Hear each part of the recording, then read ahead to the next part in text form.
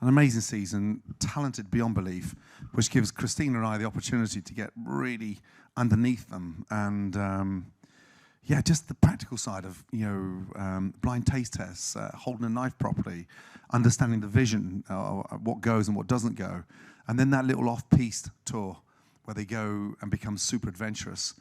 And just getting the raw ingredients and visualizing the dish on the plate before they start cooking it.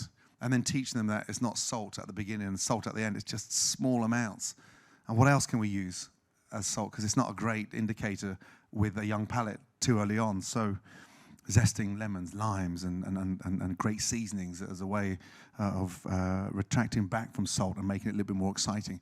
That's so interesting. Stick on that for a second, because I grew up with salt lovers. Yeah. And I've tried to sort of wean myself, not off of salt. I still like a good sprinkle of sea salt at the end of a meal, but it took someone telling me at a certain point in my life to be like, stop with the salt, let's use these other ingredients and you can start tasting that. And it was actually really hard for me at that point to recognize other ingredients like other people, and I think it had been because of growing up with salt. Yeah, herbs, amazing. Purees, fresh tarragon, fresh dill, a great way of seasoning, smoked paprika, and what that can do to food as opposed to just seasoning all the time.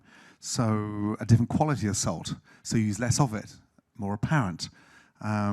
Citrus, how important that is to fish and the acidity and what that needs to happen.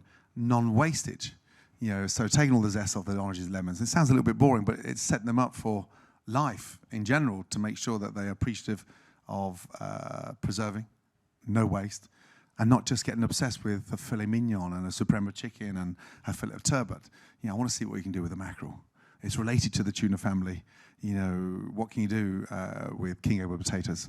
How do you take leftover potatoes and turn them into gnocchi? So we go through that period, because I'm a big stickler on waste.